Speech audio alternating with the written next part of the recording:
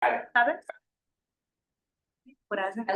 Muy buen día a todos. Contando con el quórum necesario, vamos a dar comienzo a la reunión de comisión del día de la fecha. ¿Se escucha bien a los que están por la plataforma digital? ¿Me escuchan bien? Muy bien.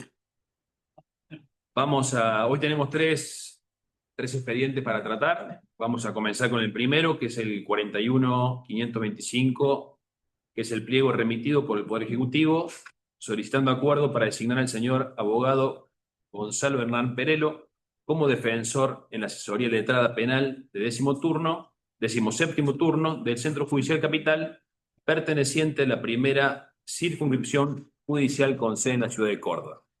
Vamos a invitarlo a pasar a la sala de comisión, por favor. Quiero matecito. Eso te iba a hacer. Sí, yo te doy. Te iba a hacer. Me puse nervioso que vi que lo estabas toqueteando, digo. No, me lo estaba trayendo para este lado.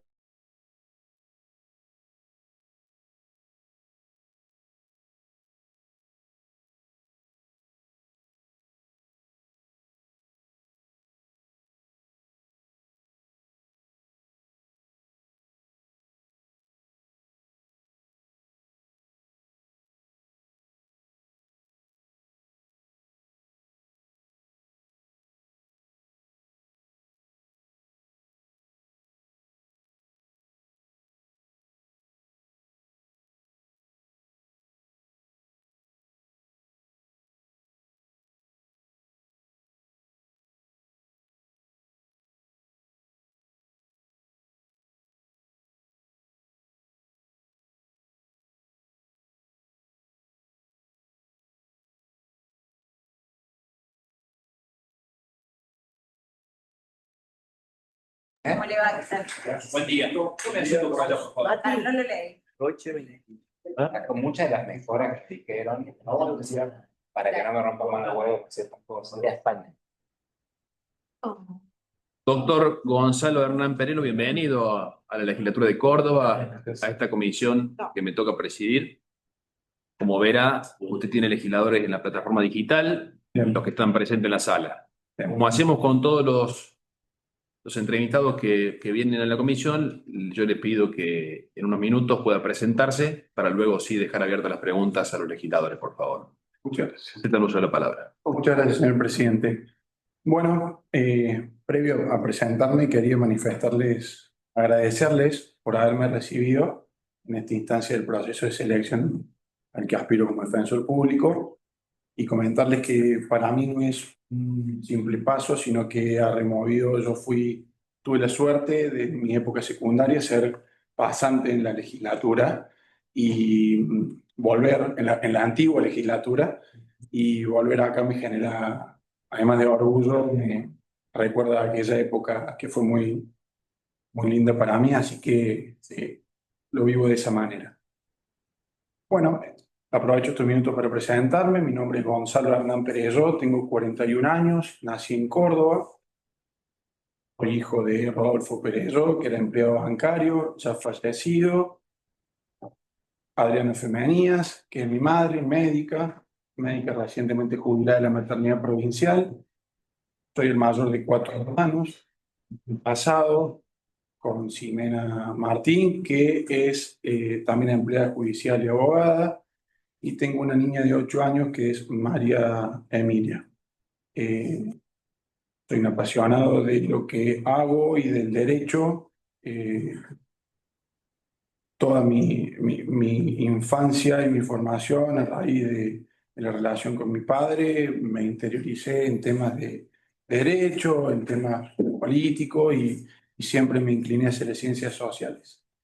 En lo que respecta a mi formación personal, cursé mis estudios primarios y secundarios en las escuelas Pías, acá a unas cuadras. Soy abogado, graduado en la Universidad Nacional de Córdoba. Soy especialista en Derecho Penal, título otorgado por la Universidad de Córdoba y la Universidad del Litoral. Diplomado en diversas temáticas vinculadas con el derecho penal, como por ejemplo impugnaciones penales, técnicas de investigación de procesos penales. A su vez, pertenecí y fui adscripto de la Cátedra de Derecho Penal 1 y Penal 2 en la Universidad Nacional de Córdoba y actualmente pertenezco a la Academia Nacional de Derecho, el Instituto de Derecho Procesal que preside el doctor Caferata Nogues. En mi época de universidad tuve el honor de ser graduado en el cuadro de honor de la facultad y obtener el diploma al mérito. En esta formación personal también tengo diversas publicaciones, entre las que destaco una publicación destinada específicamente a la defensa, estrategias defensivas que prosperaron, una recopilación jurisprudencial, y he publicado diversos artículos en el diario Comercio y Justicia acerca de novedades jurídicas, particularmente en el ámbito penal, como el dolo eventual, la prisión preventiva, la oralidad de la prisión preventiva. En el aspecto profesional, inicialmente para costearme a estudios, me dediqué a la docencia, fui preceptor en las escuelas pías, luego de eso ejercí liberalmente la profesión, fui matriculado por el Colegio de Córdoba, pero decidí en el año 2010 inclinar mi carrera hacia el servicio de justicia e ingresar a tribunales.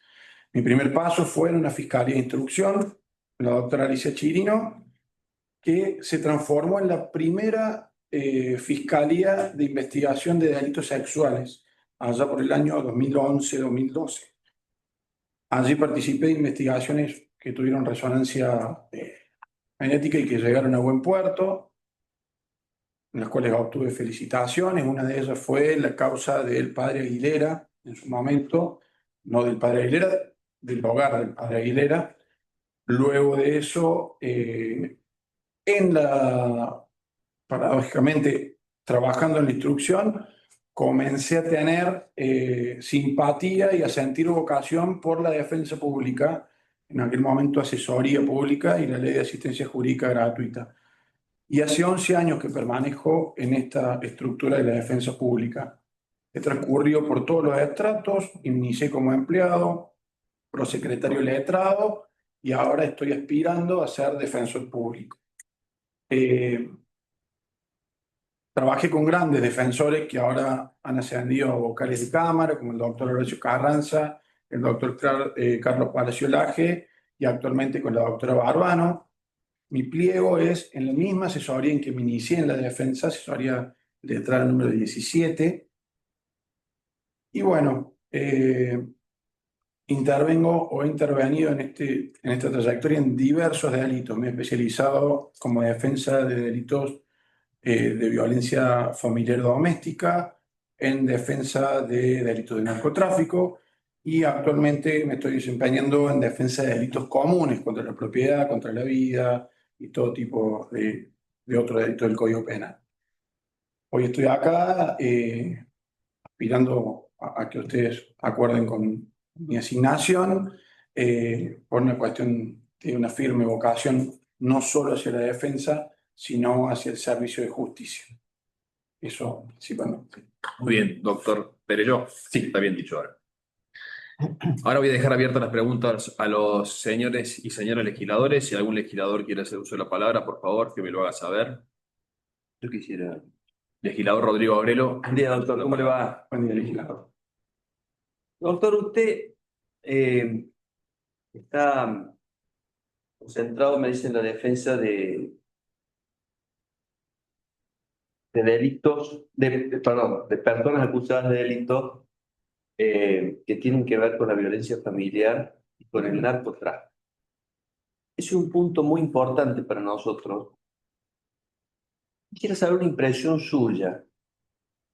En los delitos de violencia familiar, si usted tuviera que dar un porcentaje aproximado, por supuesto, de las personas que están en consumo, donde la droga está metida, la droga y el alcohol, el consumo de alcohol, están involucrados. De las causas que usted tiene, ¿en qué porcentaje diría que puede estar ese dato? Muchas gracias, legislador. Lamentablemente el porcentaje es altísimo. Podríamos estar hablando entre un 85 y un 90% de las causas de violencia familiar. El factor determinante termina siendo el consumo problemático de droga o de alcohol, ¿sí? Eh, a su vez, hay un altísimo porcentaje de personas que ya no es un consumo optativo, sino que es un consumo impulsivo a partir de ciertos trastornos ya de imposibilidad de manejar ese consumo. Hay un alto grado de inimputabilidad en los delitos de violencia familiar y de internaciones involuntarias de estas personas que implican un riesgo. Puedo decirle que ese es el porcentaje, entre el 85 y el 90%. Ahora, esas internaciones involuntarias, ¿qué éxito tienen? ¿Qué factibilidad tienen a la luz de la ley de salud mental de la provincia y de la nación? Bien, no quiero ser pesimista en mis respuestas, pero en mi opinión hay un bajo éxito. ¿Sí? ¿Hay un? Bajo éxito. ¿Por qué no digo que no hay éxito, sino que hay un bajo porcentaje de éxito? Hay personas que en la experiencia me han permitido ver que han abordado adecuadamente el tratamiento y se le ha brindado la contención, no solo en los centros de tratamiento para la salud mental, sino también de su contención familiar y un seguimiento posterior a esto. Y se han resocializado y no han reincidido. Pero la gran mayoría de personas que pasan por los establecimientos curativos o donde se le imponen las medidas de seguridad, hoy por hoy, con el nuevo paradigma de salud mental que consiste en la desmanicomialización, la prohibición de tener encerrado a las personas con padecimiento mental, que se fue, lo cual digo, no lo cuestiono, pero creo que exigía un proceso y no un cambio tan brusco. Quienes entran, por ejemplo, en el hospital neuropsiquiátrico para una medida de contención, de seguridad, pueden irse a las horas o a los días, ¿sí? Y eso hace que no tenga efectividad ningún tipo de tratamiento. No culpo a los médicos, no culpo a los centros asistenciales.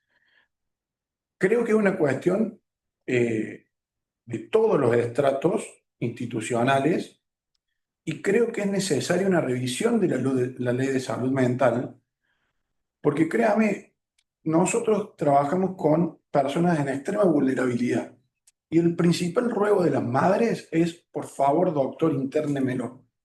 Y explicarle que no puedo hacerlo, ni siquiera puedo solicitarlo, porque no tengo los lugares a donde se le vaya a brindar un adecuado tratamiento, no es entendido por el ciudadano y por la madre. Tengo casos de chicos con grandes problemas mentales que se le hacen tantas pericias que una queda imputable, se lo manda a un establecimiento carcelario, donde no recibe ningún tipo de contención ni tratamiento. Y después tenemos que plantear alternativas de sobreseguimiento o buscar absolución o insistir con nuevas pericias para que de alguna manera se pueda determinar la inimputabilidad. Pero hoy por hoy la ley de salud mental nacional, a partir de la flexibilización y del cambio que pasó a ser un cambio de paradigma, entiendo que no nos está brindando las herramientas para dar respuestas adecuadas a las cuestiones de salud mental. Bien, doctor. Una persona más, estando en el tema, nos insiste en estos puntos. Quiero simplemente comentarle que hay acá un movimiento dentro de la legislatura, un conjunto de legisladores que pretendemos ayudar en esta situación con una modificación de la ley, porque el que tiene la voluntad doblada, que es lo primero que te quita la droga, se va de donde lo internan, ¿no? Bueno, creemos que es una forma de ayudar. Gracias, doctor. Yo le agrego una cosa más, perdóneme, legislador. Nosotros tenemos que agudizar el ingenio muchas veces y responder de alguna manera a esta familia que denuncia que por droga le roban el televisor que tenían en la casa. ¿Sí? Una problemática que por ahí uno, yo sé que usted lo conoce porque está interiorizado, pero El ciudadano de pie o yo en un bar con un amigo no lo entiende porque no lo vive. ¿Sí? Entonces, nosotros hemos audizado la ingeniería y tenemos una lista de distintos programas de abordaje, Facenda, Nuevo Sol, son organizaciones no gubernamentales que buscan esto y tratamos de comunicarnos directo para que el chico apenas salga del lugar de encierro o de la internación pueda ser llevado allí. Pero eso tampoco lo pueden tener encerrado. Entonces, es todo un tema. Yo hoy por hoy les exijo, tal vez extralimitándome, a mis defendidos que tienen problemas con la droga, que por favor me acrediten que al menos tienen el turno. ¿Sí? Es un gran centro de atención el San Roque Viejo, pero está sobresaturado. Ah, ¿Sí? Está sobresaturado de gente. Entonces yo le digo, tráeme el turno. Convénceme que me trae el turno. Y me lo traen, algunos lo traen, otros no. Pero creo bueno. que es eso. Gracias, doctor. Bien, doctor. Muchas gracias. La legisladora Alejandra Ferrero, por la plataforma digital, ha solicitado la palabra. ¿Qué tal, doctor? Bienvenido. Bueno, escuchaba un poco la trayectoria. Evidentemente el rol desde la Defensoría es una mirada distinta, ¿no? A veces al rol de prosecretario, secretario al rol de la justicia. Le quería preguntar cómo ve la Defensoría en general. ¿Cree que los defensores que existen pueden sobrellevar la tarea teniendo en cuenta que ustedes intervienen en todas las instancias y en todos los fueros? Y son 90, 93, ahora si aprobamos, creo que estamos el número. Bueno, y después también pedirle una reflexión respecto al Instituto de la Prisión Preventiva. Usted sabe que en la cárcel el 65% hoy de las condenas son auspiciadas por prisiones preventivas y no por condenas firmes, lo cual habla de un uso arbitrario, no ilegal, de la prisión preventiva excediendo los parámetros del 281.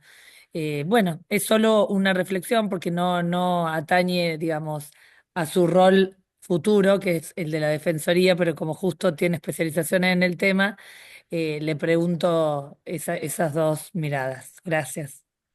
Bueno, muchas gracias, legisladora, por la pregunta.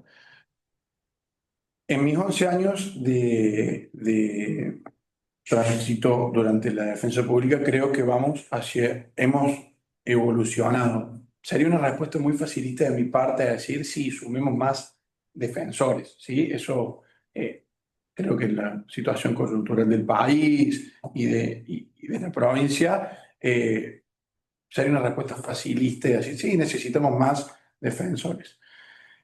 Creo que necesitamos, en lo que respecta a recursos, creo que necesitamos más recursos en las bases, ¿sí? Yo creo que la conformación del Ministerio Público de la Defensa ha sido muy importante y he tenido la posibilidad de conocer a todas las personas que se han nombrado en esos cargos, que han tenido una trayectoria dentro de la defensa y estoy seguro que van a apuntar a eso, al fortalecimiento de las bases. No necesitamos por ahí más asesores, más defensores públicos, sí necesitaríamos, a medida que se vayan abriendo fiscalías, sí necesitaríamos, para tener una paridad de armas, mayores defensores. Ahora bien, en lo que respecta a los recursos, creo que hay que fortalecer las bases. Yo les cuento para que ustedes vean cómo son. Las fiscalías de instrucción, en mi fiscalía, o sea, en mi asesoría trabajamos con 2 fiscalías de instrucción, además de trabajar con las 11 cámaras del crimen. Cada fiscalía de instrucción tiene aproximadamente entre 10 y 15 instructores. Cada uno lleva una causa con preso. Nosotros desde la defensa somos el defensor, si ustedes acuerdan que eso sea, el prosecretario, que es un defensor adjunto, y un empleado. ¿Ah? Nos resulta casi imposible responder a 15 personas que tienen un preso y que obviamente le dan prioridad. Y no estoy hablando de las causas sin presos. A su vez tenemos actividad en cámara, suspensiones de proceso de prueba, juicios abiertos que demandan 3 o 4 días y demás. Entonces necesitamos, en lo que respecta a recursos, fortalecer las bases, ¿sí? Tener más empleados por ese lado. En cuanto a, yo sé que la Defensoría General está tras esto, está tras una reestructuración del organigrama y de contar con cuerpos de apoyo. Eso principalmente en eso. Respecto a la prisión preventiva, es un tema que también tiene que ver con esto. Hoy nosotros manejamos numéricamente 100, si no recuerdo el Excel de ayer, tenemos 110 presos a disposición, ¿sí? Entre las dos fiscalías y las cámaras, de los cuales muchos de ellos terminarán con una prisión preventiva. Yo entiendo que puede ser una cuestión de política criminal dictar la prisión preventiva, pero creo que lo que en un principio se vio como algo tétrico para la sociedad, que fue el fallo Loyo Freire, no cambió nada, ¿sí? Seguimos dictando o se siguen dictando prisiones preventivas sin analizar los casos concretos o medidas alternativas que pudiera tener esa persona. No es lo mismo quien comete un homicidio, se fuga, se esconde, destruye su teléfono y se resiste a la policía, que una persona que comete un hurto en un supermercado, que si bien tiene antecedentes, es aprehendido en flagrancia y que nada, no tiene mayor resistencia. Hoy por hoy, si buscamos, a lo mejor tenemos a esas dos personas con prisiones preventivas. Entonces, creo que hay que fortalecer la bajada del caso. Yo cuando se dio la última reforma procesal del Código Procesal, donde se reguló el artículo 281, 81 bis y ter, donde se especificaron los indicios de peligro procesal, dije, no nos están dejando margen a la defensa de innovar. Es decir, están ahí como todo lo malo que puede tener una persona como indicio de peligro procesal. A mí me han llegado a valorar como indicio procesal que una persona tiene hijos. Totalmente discutible. O sea, y por eso no tenía arraigo. ¿Cómo contrarrestaría esto? Y tal vez con un dispositivo legal, como por ejemplo tiene el Código Procesal Federal, en el cual se establecen medidas concretas alternativas a la prisión preventiva. ¿Sí? En el artículo creo que es 210, en donde van desde la citación, la obligación de comparecencia mensual, el patrocinio o el patronato de una persona que lo tutele y la prisión. Doctor, disculpe que lo interrumpa. Estamos trabajando en un proyecto de ley que contempla justamente esas medidas alternativas menos gravosas a la prisión preventiva, que es Sí, lo que usted está. estaba enterado y también estaba enterado y muy expectante también con el sistema de tobilleras, también que iba a ese punto, que era la penúltima era la prisión preventiva, pero antes estaba la tobillera, y estaba enterado y sin duda que me parece lo que la defensa necesita desde el aspecto legislativo como dispositivo legal para poder plantear alternativas, ¿sí? Incluso obligarle a un cambio de domicilio, eso no implicaría la vulneración de ningún tipo de derecho constitucional y muchos de los imputados nos dicen, doctor, si hay un riesgo, me cambio de domicilio y eso hoy por hoy no alcanza. Muy bien. Muy bien, doctor, muchas gracias. ¿Te puedo hacer una pregunta? Perdón. Sí, por favor. No, salvo que haya alguien que te pregunte. ¿Hay algún legislador por la plataforma digital que haya... Legislador Agrelo, te están usando la palabra. ¿Defiende actualmente imputados por delitos contra la integridad sexual? Sí, hoy por hoy tenemos defensa de... ¿Qué sabe del funcionamiento del registro, si es que sabe algo del registro de agresores sexuales? ¿Y qué tal funciona esta obligación de presentación periódica que tiene que hacer el agresor una vez liberado? Bien. Voy a responder, no quiero ser autorreferencia, pero voy a responder No, sea- un poco de la experiencia. Recientemente ingresamos a un juicio, por cuestiones de ética no puedo dar los nombres, en el cual se había logrado determinar la identidad del agresor sexual a partir de los datos del registro. Esta persona había cometido 2 abusos sexuales, se le había tomado registro de su huella genética y en un caso donde no se había podido determinar quién, se comparó y se logró determinar el agresor. Lo cual, a la primera pregunta es, entiendo que está funcionando de manera correcta. En cuanto a la obligación periódica, no tengo conocimiento de cómo está funcionando. Porque eso realmente- depende de la ejecución penal. Eso. Exactamente. Eso ya depende de la instancia de ejecución y no tengo conocimiento ni tampoco desde la experiencia puedo decirle si están yendo o no. Sí puedo decirle que el registro es de gran utilidad y en este caso en que la chica no podía bajo ningún punto de vista conocer a su agresor, lo logró a través del registro de patrones genéticos. Gracias, doctor. Muy bien. Entiendo que ningún otro legislador, doctor, ha solicitado la palabra, así como presidente de la comisión, en nombre de todos los legisladores, le agradezco que haya venido a esta legislatura de Córdoba, a esta comisión, y le deseo éxitos, seguramente en lo que será su función que va a llevar adelante. Gracias por haber venido. Muchísimas gracias. Gracias, doctor. Al presidente y a todos los legisladores. Que ande bien. Muy amable.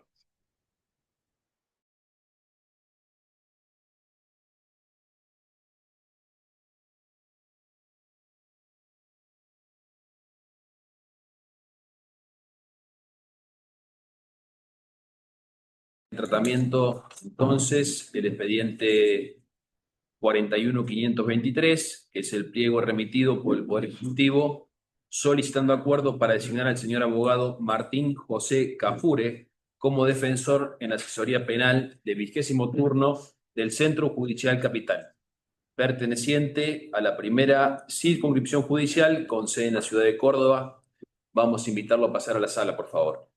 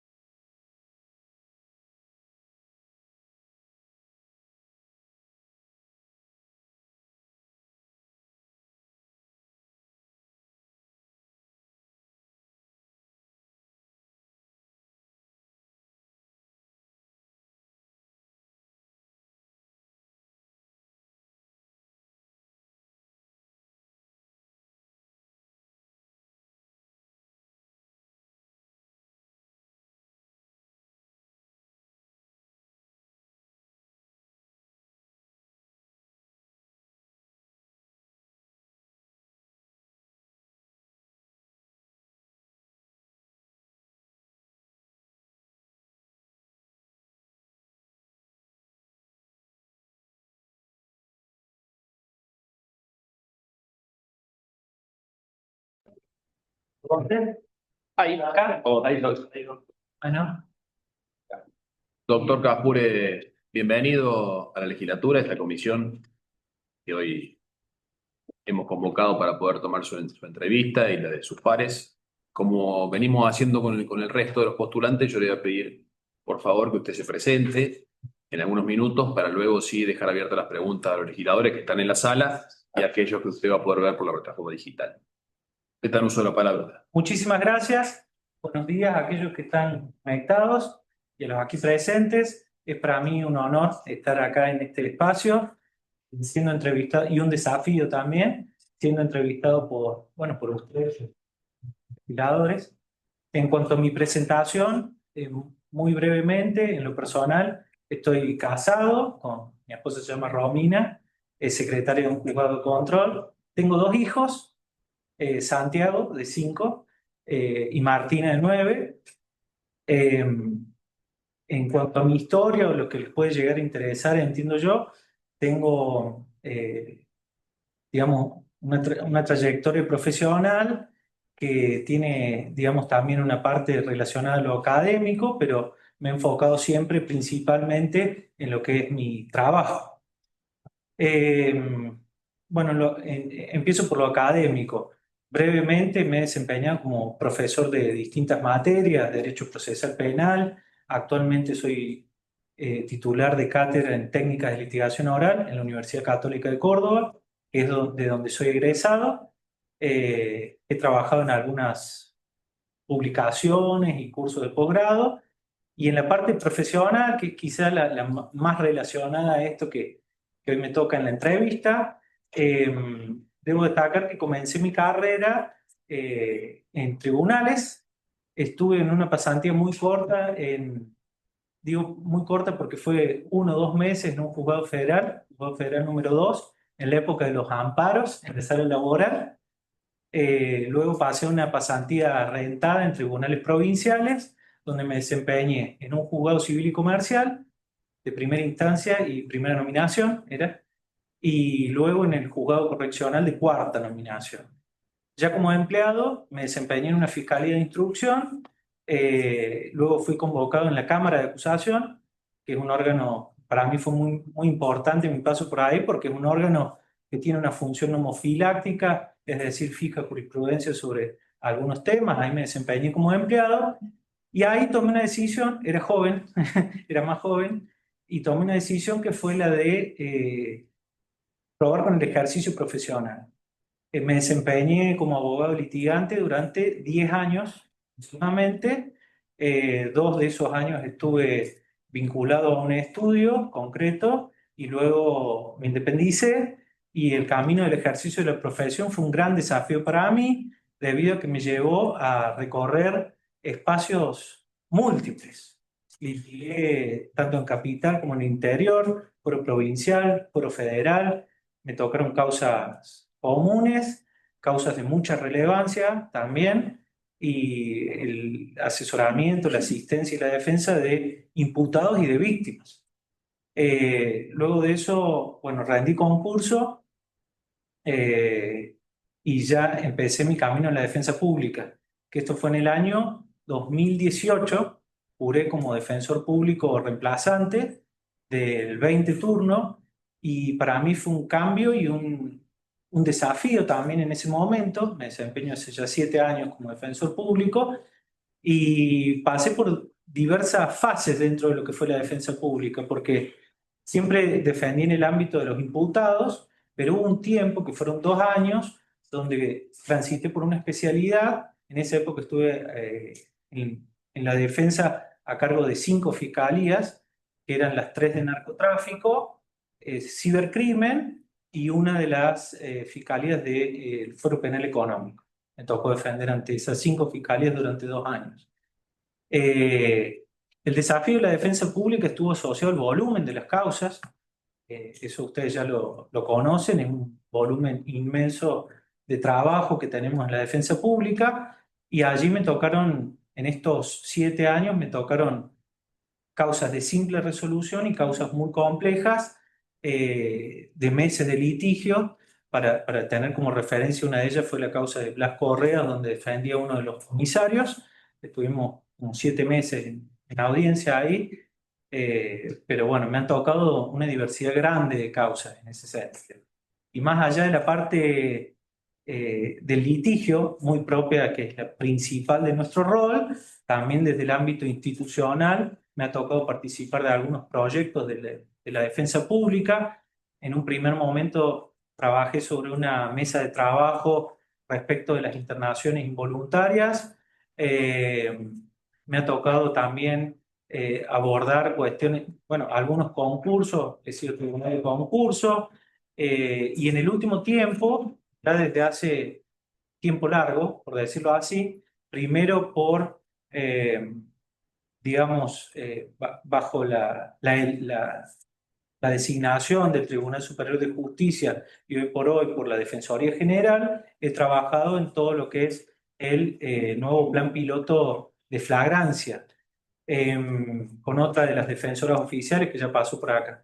En esa instancia muy enriquecedora hemos formado parte de mesas de trabajo donde se han buscado consensos para la implementación de todo lo que es el sistema integral de flagrancia. Se ha trabajado sobre la confección de documentos modelo, circuitos de trabajo, y actualmente, bueno, hay un nuevo desafío que tiene que ver con la implementación de algo que vaya más allá de un plan piloto, de lo cual entiendo que ustedes están completamente al tanto. Así que, bueno, espero haber sido claro y breve con mis Muy bien, explicaciones. muy bien, doctor, muchísimas gracias. Ahora voy a dejar abiertas las preguntas a los legisladores y legisladoras. Bueno, Legislador Rodrigo Agrelo, está en uso de la Buen día, palabra. doctor. buen día. Dos, 3 preguntitas. Usted ha pasado por una fiscalía, veo yo, de narcotráfico, Por la defensa pública. por la defensa pública. Sí. Tengo una pregunta. ¿En qué porcentaje se encuentra el de los delitos Sí. o de los defendidos que usted tiene? ¿En qué porcentaje puede haberse involucrado el consumo de drogas y de alcohol? Me arriesgaría a decir más del 90%.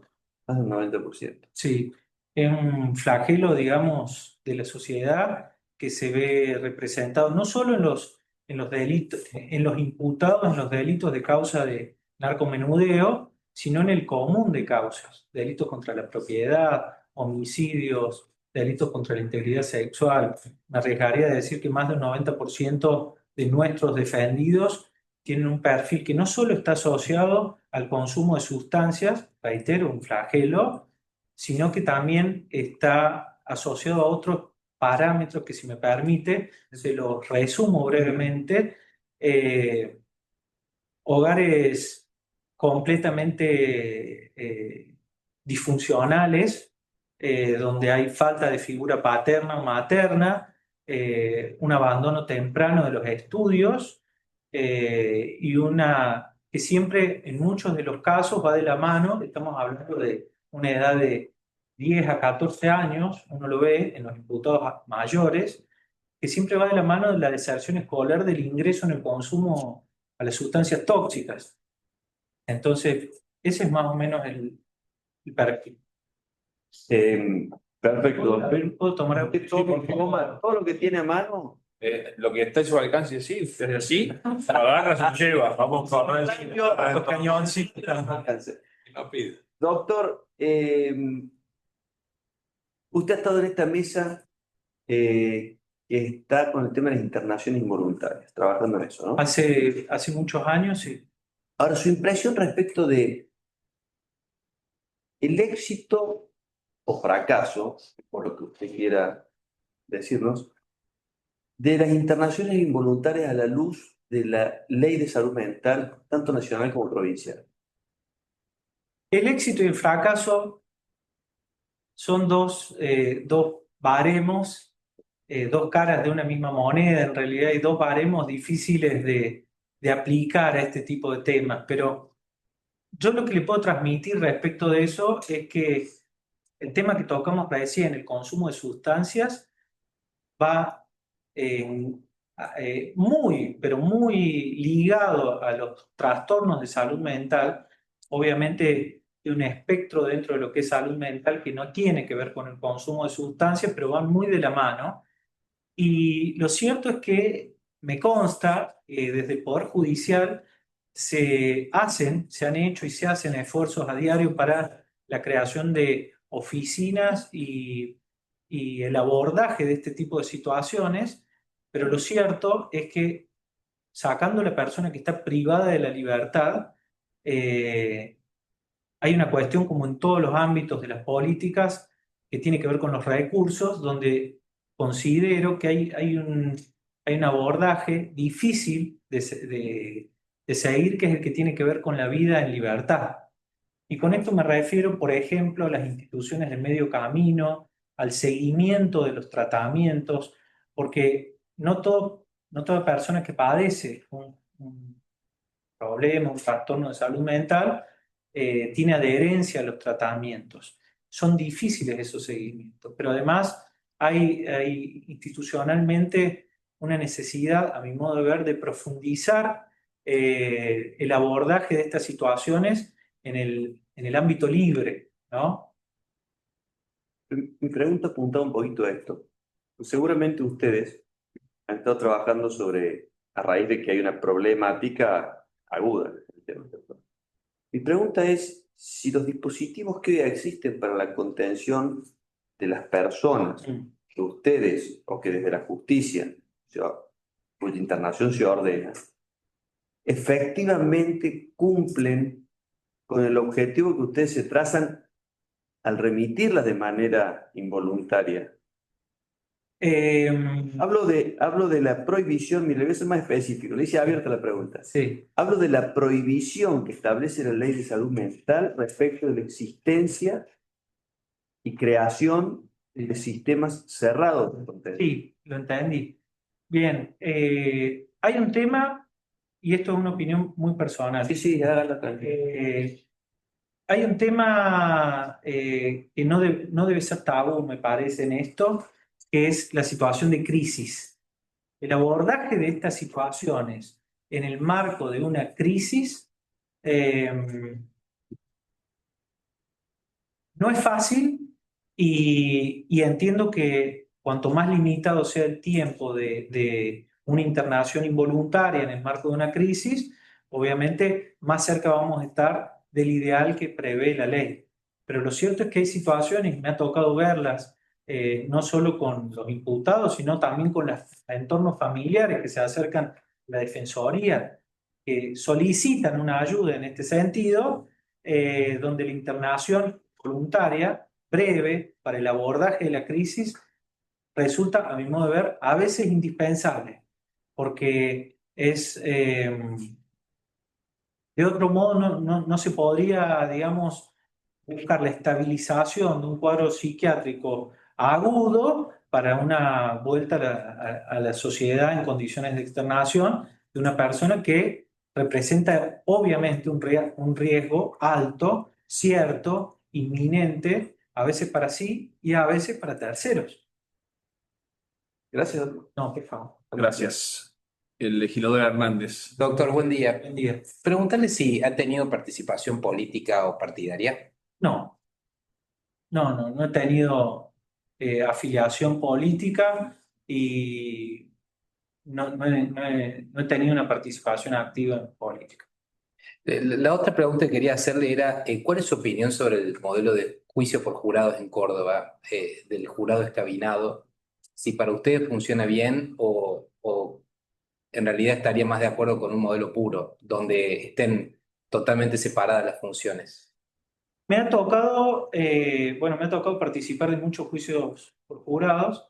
El sistema de Córdoba, a mi modo de ver, es un estandarte en el sentido de que en Córdoba desde el 2004, hace más de 20 años, incluso con la ley anterior, con el Código Procesal Penal, pasa que se hicieron muy pocos juicios por jurados del cabinado pequeño, pero el ampliado funciona hace más de 20 años.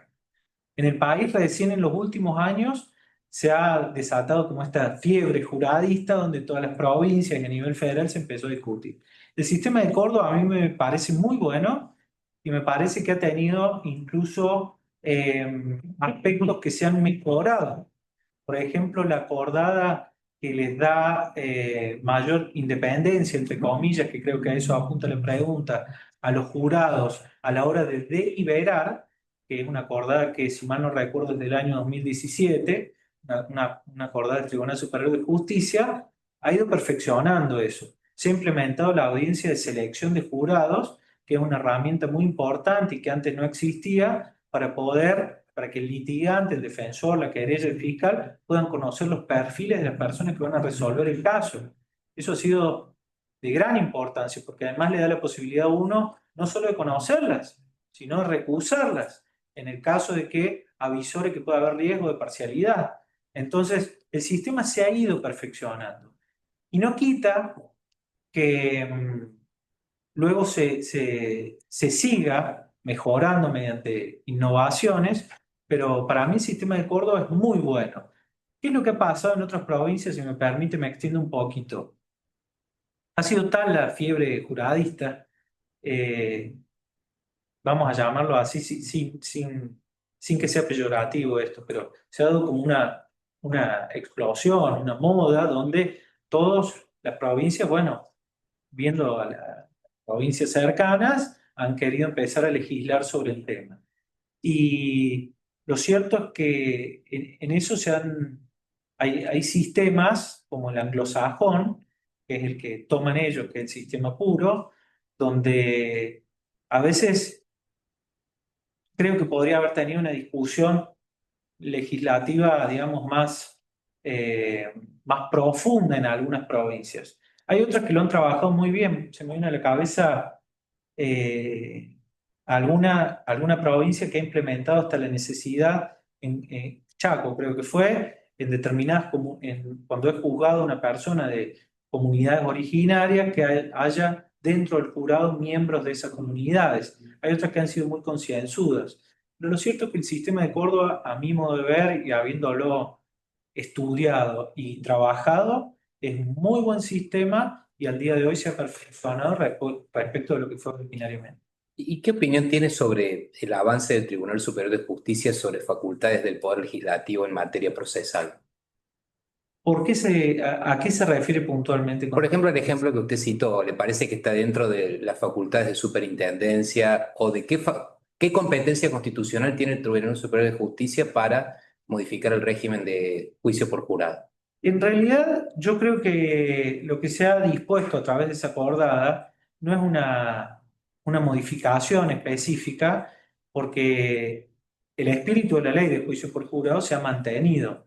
La reglamentación, que es algo que entra dentro de las potestades del Tribunal Superior de Justicia, que se ha efectuado de una audiencia específica, desde el punto de vista legal, no me parece inconstitucional. Pero además le cito un ejemplo y le pongo un parangón de por qué son necesarias a veces esas facultades de reglamentación. Sin esa facultad de reglamentación, la pandemia hubiera sido un caos. ¿Y en qué sentido se lo digo? No estaban preparados los nichos tecnológicos para el paso a la digitalización de los procesos. Pese a eso, la reglamentación permitió que se pudiera ordenar y establecer lo que eran las audiencias digitales, que luego a través de la jurisprudencia también fueron convalidadas en cuanto a que no violan ningún principio constitucional. Al principio de la pandemia, las audiencias digitales, había quien quería hacerlas por WhatsApp, otra quería hacerlas por otra vía, y lo cierto es que a veces esas facultades reglamentarias ayudan a poner orden frente a estos sucesos o a determinados puntos concretos de los procesos y tienen una flexibilidad siempre que no afecten las facultades del poder Legislativo, tienen una flexibilidad que permite hacer algunos pequeños avances y adaptaciones de los procesos de una manera más ágil y práctica. No creo que haya un obstáculo constitucional y creo que hay algunos aspectos que desde la práctica se muestran como positivos, reitero, siempre teniendo en cuenta esto que usted dice que me parece algo muy importante porque hace la división de los poderes, que no sea un avance legislativo sobre las incumbencias de otro poder como el legislativo. Referido a dos temas que están en discusión ahora más que nunca, pero casi siempre en Argentina, la edad de imputabilidad Sí, y la legalización del aborto, a la luz de los derechos de los niños. sí. ¿Cuál es su posición? Bueno, son temas muy diferentes. Sí, Tienen un punto en común, tienen Sí. una intersección. Voy a tratar de ser Sí. breve. exacto. Respecto de la baja de la edad de imputabilidad, en principio y en general, yo creo que no estoy a favor de la baja de edad de imputabilidad. Bueno, argumentos básicos tienen que ver con aquello que tiene que ver con la situación de los niños, niñas y adolescentes en cuanto a, digamos, hay aspectos neurológicos que son diferentes a los adultos, que tienen que ver, en esto lo escuchaba cuando se dio la discusión en su momento Facundo Manes, que es un especialista en la materia, no es mi área, pero explicaba, por ejemplo, cómo la plasticidad del cerebro no es lo mismo en un niño y en un adolescente que en un adulto, que tenía que ver con el desarrollo del lóbulo frontal, etc. Y en ese aspecto creo que hay cuestiones que tienen que ver con la, la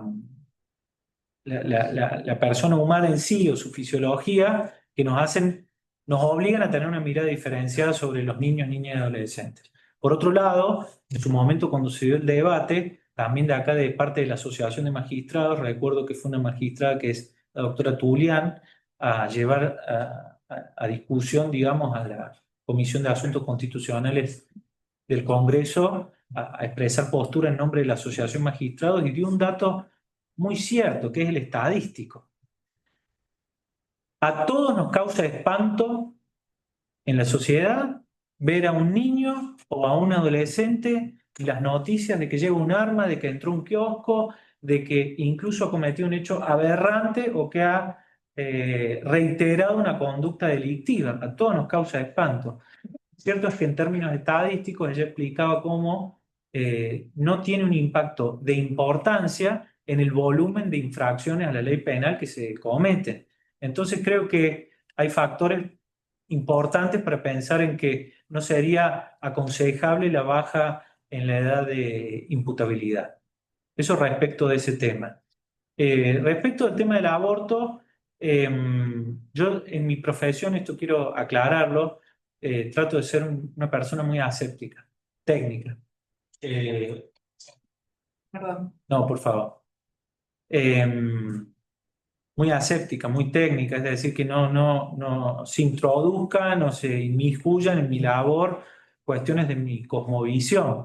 En mi cosmovisión, debo destacar que soy católico y que más allá de eso he tenido una formación aristotélico-tomista allá en la Universidad Católica.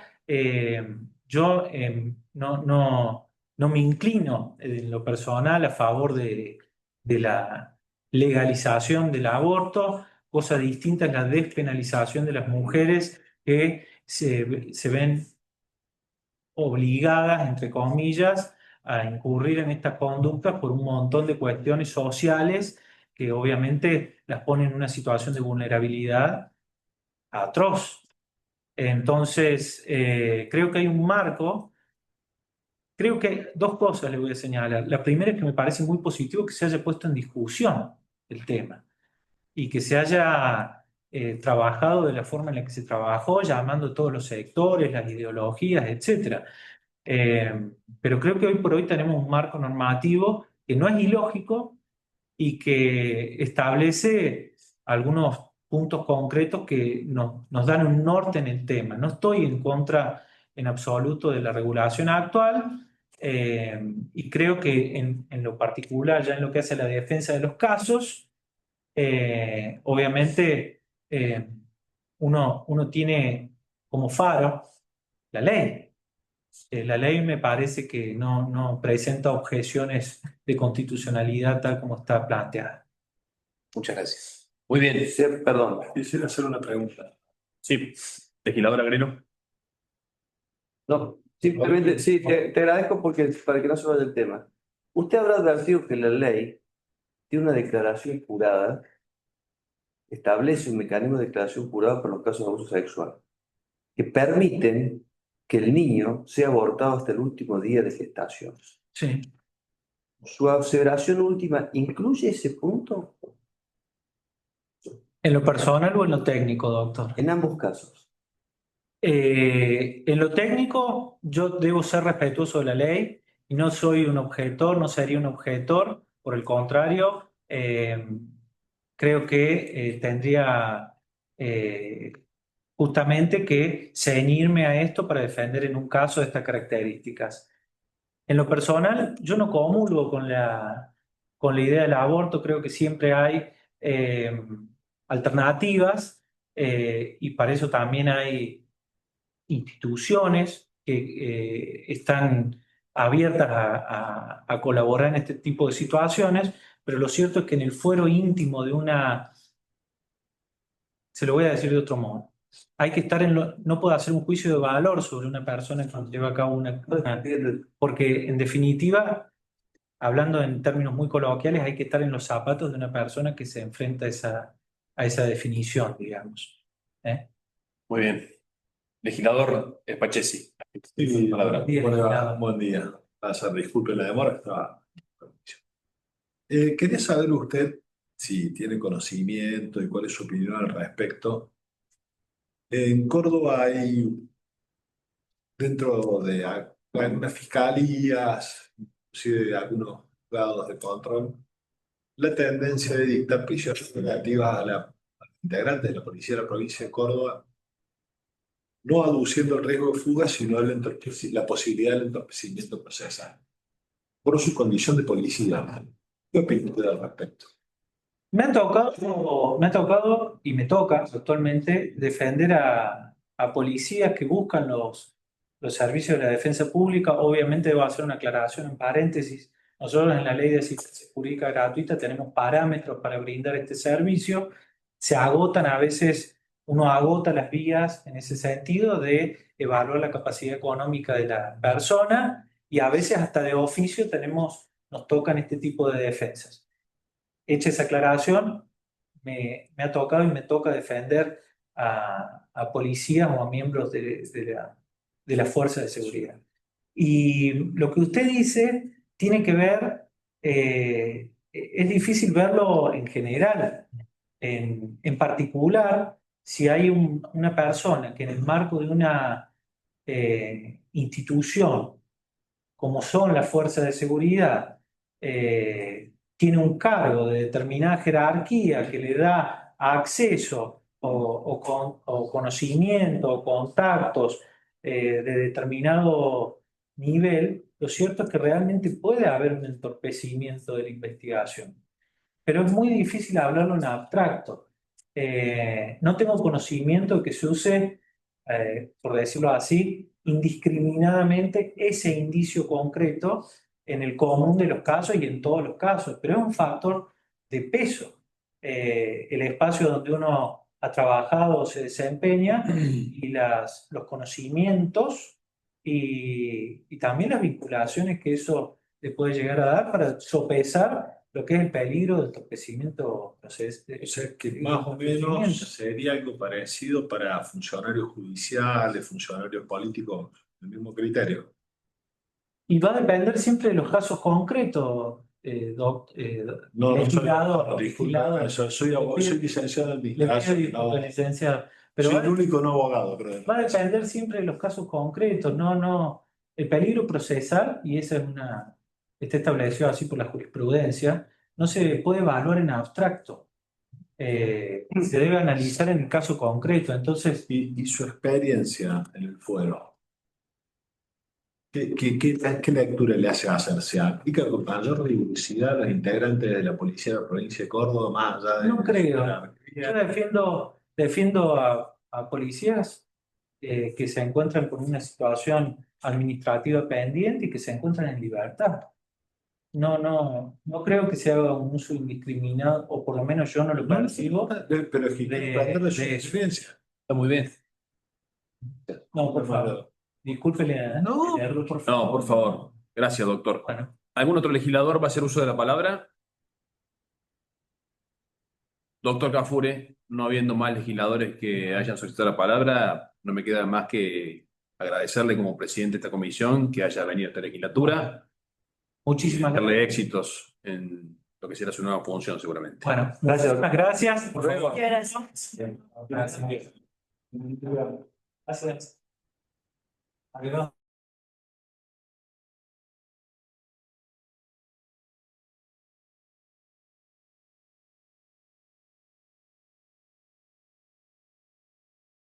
Para dar continuidad a la comisión, vamos a poner en tratamiento el expediente 41.531, que es el pliego remitido por el Poder Ejecutivo, solicitando acuerdo para designar al señor abogado Juan Carlos Rodríguez como defensor en la asesoría letrada penal de séptimo turno del Centro Judicial Capital, perteneciente a la primera circunscripción judicial con sede en la ciudad de Córdoba. Vamos a invitarlo a pasar a la sala, por favor.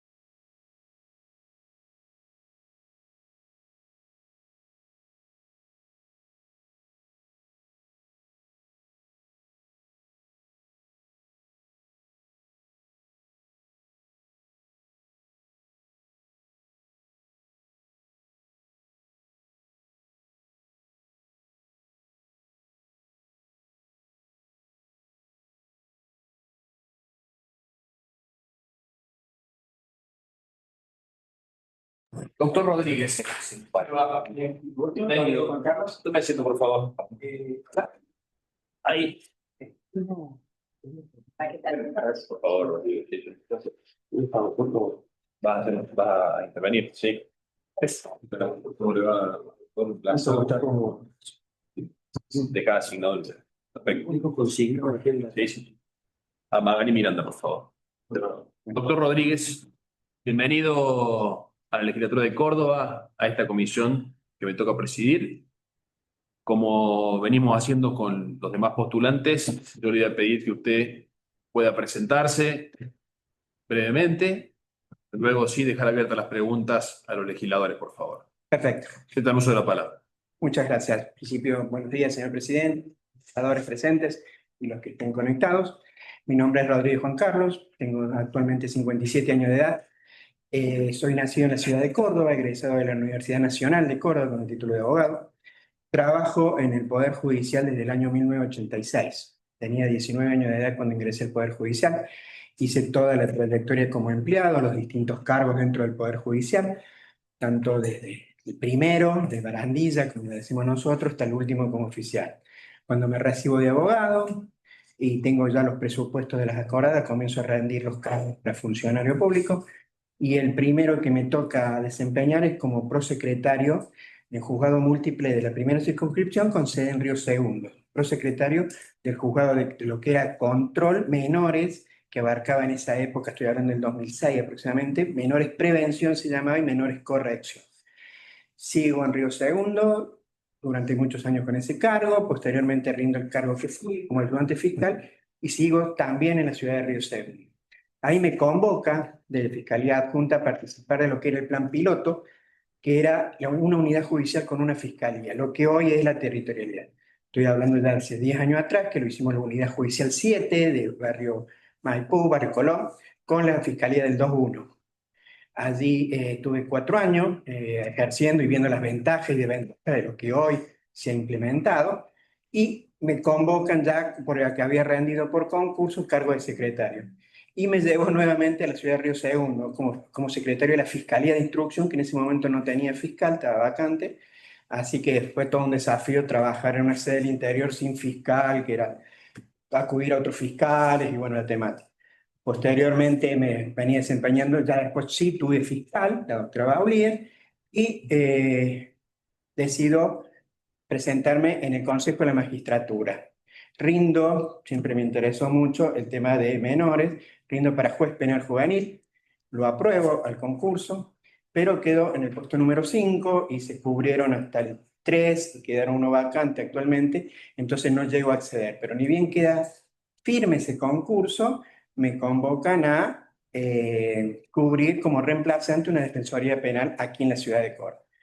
Eso lo acepto, lo empecé a cubrir en el 2021, me parece, septiembre de 2021, y cuando sale el concurso lo rindo, lo apruebo, y es lo que me trae aquí a ustedes, dispuesto a contestar las preguntas que ustedes estimen pertinentes.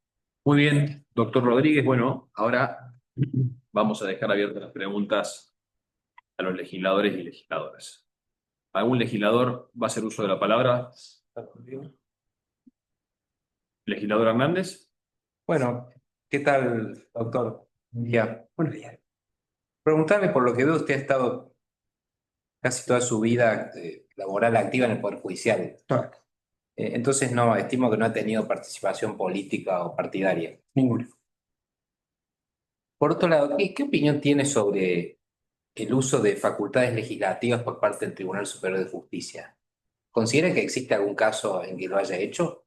Sí, en el tema de penal juvenil, en los menores, cuando si tiene que, se junta por ahí la participación como defensor técnico y como representante complementario, que dice que no es necesario, ha dado pautas, instrucciones, en casos concretos, ¿no?, que hemos tenido. Es el que primero se me refresca en este momento, es ese, en el tema de menores, si un defensor público, nosotros, porque si es de privado, sí nos corre en vista como representante complementario, pero ahí la unifica, dice, siendo representado, siendo un defensor público, podría cumplir los dos roles. Y desde el punto de vista penal juvenil, responden a distintos intereses. Por ahí es una opinión personal, ¿no? Pero está instructivo, se hace valer y uno lo respeta. ¿Y qué opinión, desde el punto de vista institucional, le merece una situación en la cual un poder cumple las funciones constitucionalmente asignadas a otro. Y hay que ser muy respetuoso de la división de poderes, ¿no? Eso me parece en principio, que tendría que ser aquí el Poder Legislativo donde cubran esos puntos. Muchas veces lo hace en la emergencia porque se plantean un fallo, piden rápidas instrucciones, que pasemos en este caso, y emite esa elección. Pero luego, sin duda, tendría que ser ratificado, verificado o rectificado por el poder natural para legislar, que es justamente el Poder Legislativo. Bueno, y respecto a la edad de imputabilidad, Ujú. ¿qué opinión tiene? Yo sé ahí, si me permite, tengo la experiencia de haber trabajado y esto de haber trabajado en lo que menores era en esa época prevención y corrección, uno lo veía en diario, cómo era el caminito, el menor, en esa época lo llamábamos menores, de que dejaba el colegio, estaba excluido del colegio, estaba excluido de la casa familiar por distintos problemas, familias numerosas, estaba ocioso en algún lugar, comenzaba con el tema de los estupefacientes y pronto a cometer unos pequeños delitos contra la propiedad, un hurto, un robo. Ya después lo teníamos al mismo menor ese, y al trabajar en un juzgado único, toda una departamental, siempre lo teníamos nosotros, no teníamos varios juzgados, entonces y lo conocíamos después ya con un hecho de corrección. Entonces, ese caminito que hoy en la defensa pública lo sigo viendo cuando me toca asistir a distintos imputados y cuando uno comienza a indagar sobre su historia vital, me hace recorrer a eso, que dejaron la escolaridad muy temprana edad, comenzaron con el consumo de estupefaciente a la adolescencia, me hace ver de que no es necesario bajar la edad de imputabilidad, sino dotar de mayores recursos, porque si vamos a pasar de los 16 de 18, que es la franja etaria actual, que el juez penal juvenil interviene y da las medidas, y no lo podemos solucionar porque vemos que nuevamente, yo tengo el caso de este chico de Alta Córdoba, etiquetado, claro, claro, etiquetado por la sociedad como el pistolero, pobre, ya tiene un etiquetamiento, pobre, y la reiteración que ha tenido como Nicolás, ya cumplió los 16 y ahora lo tenemos en causa mixta con mayor. No pasa, desde mi punto de vista, sino de dotar de mayores recursos para restablecer esas necesidades básicas que tiene, como principio de ser excluido de la escolaridad. No puede ser que no lo echan por mal comportamiento, quede en la calle, problemas familiares, está excluido de la familia y comienza a trabajar con un mayor apoyo y recursos a que esos menores restablecerse esas necesidades básicas que tienen para que no vuelva a delinquir. Es mi opinión desde ese punto de vista, que no pasa por la edad de imputabilidad, sino por dotar de mayores recursos al órgano pertinente para... Sí, ¿Me permite? Disculpe, doctor. Sí. El caso M me ha tocado muy de cerca, amigo de una de las víctimas Bien. de M, al cual M le gatilló en la cara. ¿Cuáles serían esos mayores recursos que cree usted para que M, un chico con un problema de abuso de sustancia, evaluado psicólogos y psiquiatras del Poder Judicial que usted integra, y cuando uno lee los informes son lapidarios, ¿no? Yo no los he leído, uno le han comentado, realmente no tenemos acceso a eso, y está bien que no lo tenga. ¿Cuáles son esos recursos que cree que usted que harían que un muchacho como M, un caso paradigmático, pueda volver a ser reinsertado en la sociedad? Bien, sin romper ese círculo que lo llevó a donde está? No estoy diciendo que lo haya elegido, ¿no? Pero está ahí. ¿Cómo lo sacamos de ese entorno, de ese contexto? En primer lugar, mi opinión es que lo agarramos a Emi con este hecho ahora, en menor imputable, pero ya tenemos el Estado ha tenido muchos conocimientos de Emi desde muy temprana edad.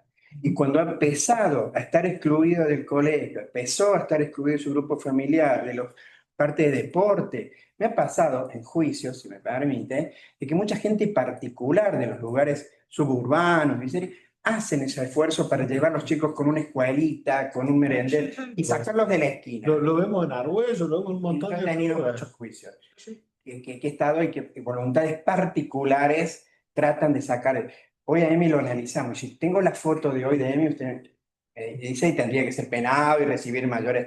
Pero tenemos, cuando uno indaga la historia vital de Emi, Emi no es que lo agarramos ahora y comenzó.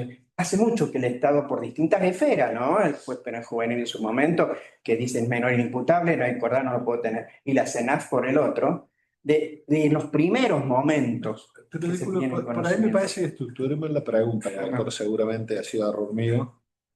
De la faz práctica, ¿no? Ujú. Este Estado, usted, ¿en qué cree que le falló? Pues me pasó por la CENAF, pasó por los juzgados, pasó, Sí. pero un chico, usted me dice, che, no hay No, que seguro. expulsarlo del colegio. Bueno, está bien. Tenemos los PIB que prácticamente no expulsan a nadie, salvo que haya cuestiones de violencia. Pero desde la faz práctica, ¿usted qué es lo que cree que podría haber hecho el Estado Ujú. previamente? Porque no tenemos la posibilidad de decirle a este muchacho, a este ni a ningún otro, Ujú. no, a ver, ¿sabe usted? Usted sí o sí tiene que mantenerse escolarizado. Ujú. Sí o sí se tiene que mantener aprendiendo un oficio. Sí o sí tiene que concurrir al club. Sí o sí tiene que dejar de verse con sus vecinos del barrio con los cuales se juntan a consumir. Sí, esa herramienta no existe. Ujú. O sea, de hecho, cuando reformamos la penal juvenil, ahora sí existe. Ujú. Pero hasta hace 6 meses no existía. Sí, con las distintas medidas alternativas. A mí me tocó conocer el Complejo Esperanza cuando estaba en Río Segundo y venir a verlos. Hay un lugar donde en ese momento, ahora desconozco la actualidad cómo está, muchos talleres de formación. No llevarlo al Complejo Esperanza y que el otro día fui a visitar un menor que no tenían profesor, no tenían cómo tenerlo al menor con una formación. Cuando tiene que pasar, porque ya no hay más escape de institucionalizarlo, no tenerlo en un lugar ocioso, ponerlo y empezarle a fijar. Obviamente que es un desafío, lo agarramos a los 16 años, mucho más enorme que si lo agarramos a los 12, 13. Porque ayer, viendo el noticiero, en la costanera, chicos que agarraron, uno tenía 13 años. Entonces, ¿dónde vamos a llevar la franja etaria de imputabilidad? ¿A los 14, a los 2? Cada vez, esto es lo que me quería llegar al presente, los hechos que involucran son cada vez más violentos, los juicios que tengo son más violentos. 16, 17 años que en un lugar sacan armas como quien saca un tenedor de la casa. Me voy a mi casa y vengo con un arma de fuego operativa. Me he pasado en la zona oeste y un menor que conocían todo, estaba excluido de la casa, excluido, él dijo, en sus condiciones personales que había sido excluido del colegio a los 12 años por mal comportamiento. Todo el barrio civil que vivía solo en una villa, en una casita de la villa, atrás de AutoCity, y otros menores, cuando también tenían problemas familiares, iban y se juntaban con él. Todo el barrio sabía que robaba porque vivía solo, y en uno que pasa, dice, se me robó, se tirotean, se lo hago muy simple porque fue más largo el hecho, pero sucedió todo allí, y en ese tiroteo una de las balas pasa de largo y mata a una nena de 5 años. Un hecho horroroso, pero que ya sabíamos todo, había pasado por menores penal juvenil, el chico ese, todo el barrio conocía la situación de ese menor que vivía solo con todas sus necesidades básicas insatisfechas, no tenía alimentación, no tenía... ¿qué hacía? Robaba un celular, robaba esto para juntarse con sus amigos que también estaban en el mismo nivel. A eso voy, de que si hoy me dice, saco la foto de hoy, y está difícil, es un desafío muy grande hacerle entender a M de que él tiene que hacer estas cosas. Sin duda que hay que trabajar con un acompañamiento en el exterior, con un guardador, hacerlo trabajar, hacerle ver cómo son, inculcarle esa pauta, porque él se siente hasta discriminado por todo seguro. Yo no he tenido todavía oportunidad de hablar personalmente con él, pero cuesta a uno empatizar con esta persona a los fines de, yo soy tu abogado defensor, quiero ver, contame cómo fue, contame tu historia vital. Nos cuesta mucho cuando uno agarra un caso para empezar a empatizar, porque si uno se queda con la foto de lo que pasó, sin duda que es difícil ejercer una defensa. Pero me pasa que constantemente cuando empiezo a hacer su historia vital y me remonto a mi experiencia de que desde los 12 años ese menor viene con necesidades básicas insatisfechas. Muy bien. Es necesario establecerlo desde ese momento. Gracias, doctor. ¿Algún otro legislador va a hacer uso de la palabra? Doctor Rodríguez, ningún otro legislador ha solicitado la palabra. Por lo cual, como presidente de la comisión, me queda solo agradecerle su predisposición, que haya venido a esta legislatura, a esta comisión, y desearle éxitos en lo que sería su nueva función. Bien, muchísimas gracias a todos por la atención dispensada y a sus órdenes. Gracias. Muchas gracias. ¿Cómo andás? Bien, perfecto. Carcito siempre está bien. Siempre pasa, Gus. ¿Qué pasa, Gus? Yo cuando sea grande quiero ser como Carcito. No. Pero muy grande. ¿Cómo andas, corazón? Bien. Ahora. Bueno, vamos a poner en consideración los tres expedientes, entendiendo que el legislador Agrelo ha dejado consignado su voto ante la relatora, la doctora Magalí Miranda, afirmativo a los tres expedientes. Vamos a poner en consideración entonces los tres expedientes en conjunto, el 41.525, el 41.523 y el 41.531. Quienes estén por la afirmativa, por favor, si van a expresarlo. Se encuentran aprobados, no habiendo más temas que tratar en la comisión. Les agradezco mucho la presencia de los que están en la sala y en la plataforma digital. Gracias.